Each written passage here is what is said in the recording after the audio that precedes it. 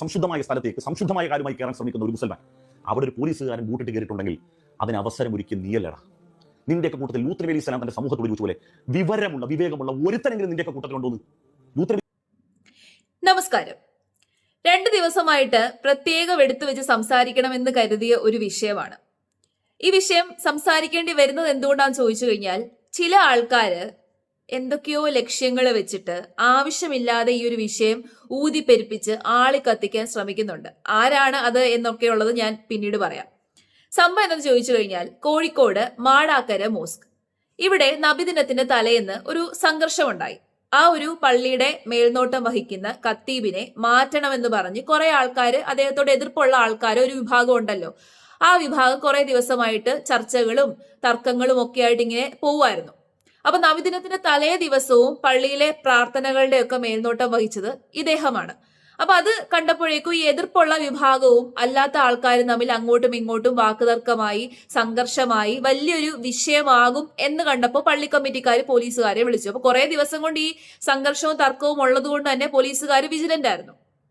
അപ്പൊ പെട്ടെന്ന് തന്നെ വിളിക്കുന്നു, പോലീസുകാർ അവിടെ ചെല്ലുന്നു, അകത്തേക്ക് കയറുന്നു, ലാത്തി വീശുന്നു, സംഘർഷമുണ്ടാക്കി വലിയ ബഹളം ഉണ്ടാക്കും എന്ന് കരുതിയ കുറച്ച് ആൾക്കാരെ പിടിച്ചോണ്ട് പോകുന്നു. അങ്ങനെ ആ ആരാധനാലയത്തിൽ അകത്ത് ഒരു വലിയൊരു പ്രശ്നമുണ്ടാകാമായിരുന്നത് തടഞ്ഞു. പോലീസുകാര് അതിനെ തടഞ്ഞു.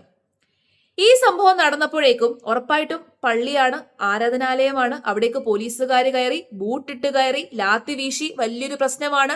ആൾക്കാരുടെ ഇടയിൽ കുത്തിത്തിരിപ്പുണ്ടാക്കാൻ പറ്റിയ വിഷയമാണ്. ഇപ്പോഴുള്ള സർക്കാരിനെതിരെ കിട്ടിയ ഒരു ആയുധമാണ്. അപ്പോ എതിർകക്ഷികൾ വെറുതെ ഇരിക്കുവോ? മിണ്ടാതിരിക്കുവോ? മിണ്ടാതിരുന്നില്ല. ഉടനെ കുത്തിത്തിരിപ്പിന് ശ്രമിച്ചു.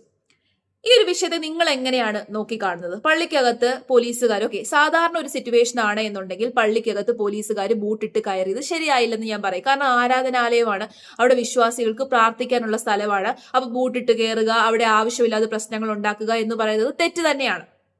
പക്ഷെ ഇങ്ങനെ ഒരു സന്ദർഭത്തില് അവിടെ ക്രമസമാധാനം നഷ്ടപ്പെട്ടു, ക്രമസമാധാനം ഇല്ലാതെയായി എന്ന് തോന്നുന്ന ഒരു സാഹചര്യത്തില് പോലീസുകാർക്ക് അവിടെ കയറാം.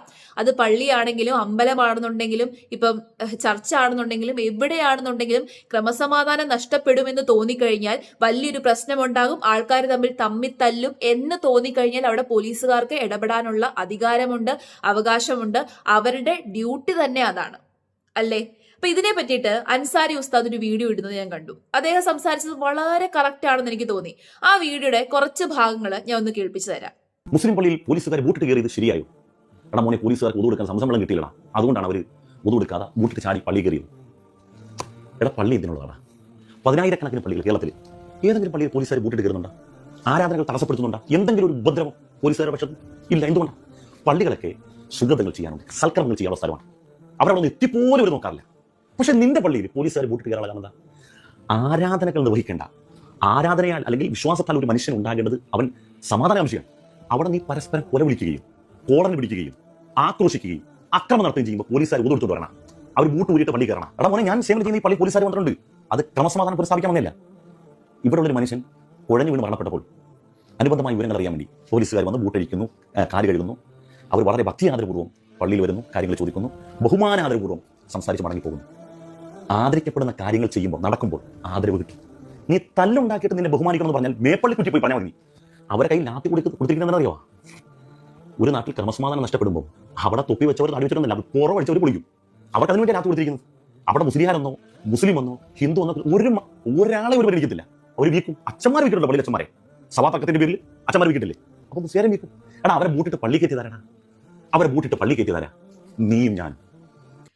ഇദ്ദേഹം വളരെ നല്ല രീതിയിൽ ആ വിഷയത്തെ കൈകാര്യം ചെയ്ത് സംസാരിച്ചിട്ടുണ്ട്. കാരണം ഇതൊരു സെൻസിറ്റീവ് ആയിട്ടുള്ള വിഷയമാണ്. അനാവശ്യമായിട്ട് ആൾക്കാരുടെ ഇടയിൽ ഒരു കുത്തിത്തിരിപ്പ് ഉണ്ടാക്കാൻ വേണ്ടി പാടില്ല. പക്ഷേ ഇദ്ദേഹം നല്ല രീതിയിലാണ് അതിനെ പറ്റിയിട്ട് സംസാരിച്ചത്. ആരാധനാലയങ്ങൾ എന്ന് പറയുന്നത് നമുക്ക് പ്രാർത്ഥിക്കാനുള്ളതാണ്, ദൈവത്തോട് അടുത്ത് നിൽക്കുന്ന സ്ഥലങ്ങളാണ്. അവിടെ പോവുക, പ്രാർത്ഥിക്കുക, മനസ്സമാധാനം കിട്ടാൻ വേണ്ടിയിട്ടാണ് അവിടെ പോകുന്നത്. അപ്പൊ ആ ആരാധനാലയങ്ങളെ സംഘർഷ ഭൂമിയാക്കി കഴിഞ്ഞാൽ ഉറപ്പായിട്ട് പോലീസുകാർ ഇടപെടും.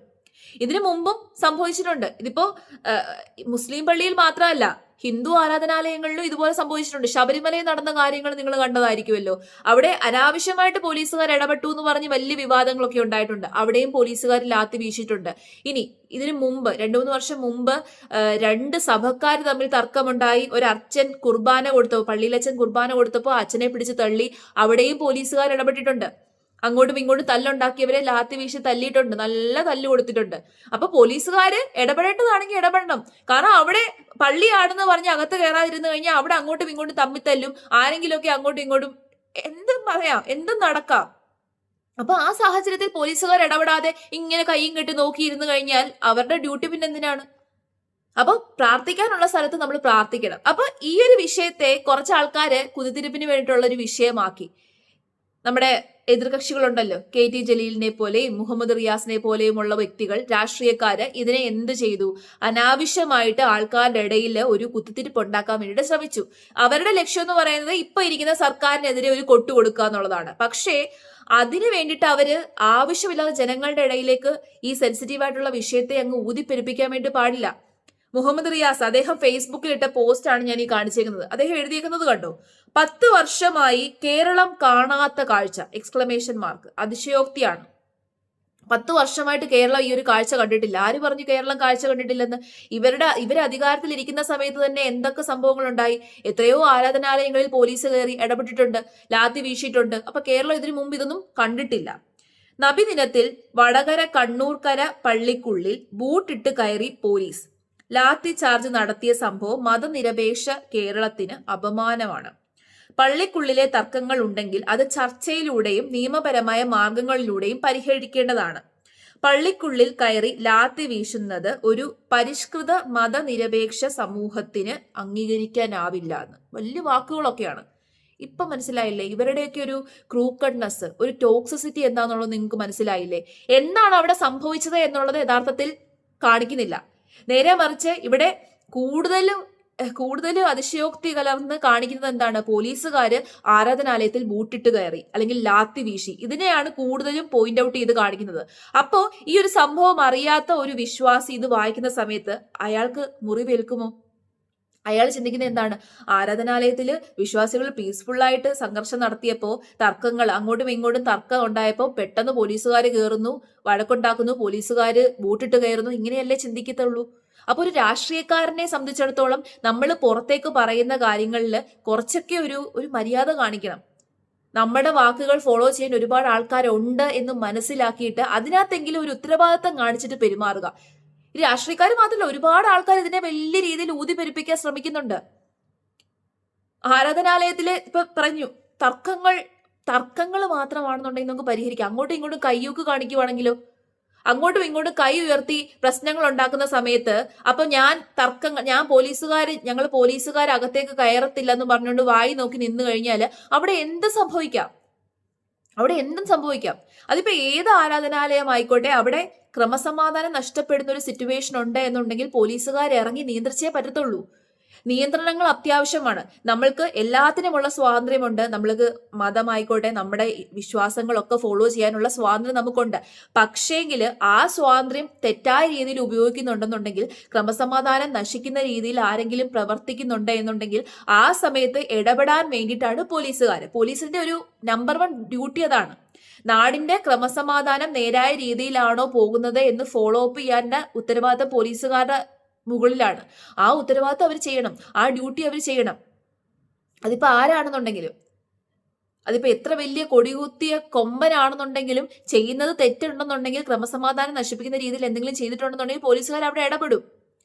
ആ സമയത്ത് പെട്ടെന്ന് തർക്കം ഉണ്ടാകുന്ന സമയത്ത് ഈ ബൂട്ട് ഊരാനൊക്കെ പറ്റുമോ? പറ്റത്തില്ല. അല്ലാത്ത സമയത്ത് പോലീസുകാർ എങ്ങനെയാണ് ഒരു ആരാധനാലയങ്ങളിൽ നിൽക്കുന്നത് നിങ്ങൾ കണ്ടിട്ടില്ലേ? ബെൽറ്റ് ഊരി ചെരുപ്പൊന്നും ഇടാതെ. ഇപ്പൊ ശബരിമലയിൽ നിൽക്കുന്ന പോലീസുകാർ എങ്ങനെയാണ്? അതുപോലെ ഏതെങ്കിലും പള്ളിയിലൊക്കെ ഉത്സവം വരുന്ന സമയത്തൊക്കെ പോലീസുകാർ അവിടെ നിൽക്കാറുണ്ട്. വളരെ മര്യാദപൂർവ്വമാണ് അവരവിടെ നിൽക്കാറുള്ളത്. എന്തെങ്കിലും തല്ലോ വഴക്കോ ഉണ്ടാകുമ്പോൾ മാത്രമാണ് അവര് അവിടേക്ക് ഇറങ്ങി എന്തെങ്കിലുമൊക്കെ കാര്യങ്ങൾ ചെയ്യുന്നത്. അപ്പോൾ ഇത്തരം വിഷയങ്ങളെ ഊതിപ്പെരുപ്പിച്ച് വലിയൊരു കാട്ടുതീ പോലെ ആക്കാതെ ഇരിക്കുക. കാരണം മനുഷ്യനാണ്, നമ്മുടെ നാട്ടിൽ സെൻസിറ്റീവ് ആയിട്ടുള്ള ഒരു വിഷയമാണ്. അതൊക്കെ മനസ്സിലാക്കി ഉത്തരവാദിത്തത്തോടു കൂടി പെരുമാറാൻ ഇത്തരത്തിലുള്ള രാഷ്ട്രീയക്കാർ തയ്യാറാകണം. ഇവരുടെയൊക്കെ ഉദ്ദേശ ലക്ഷ്യം വേറെയാണ്.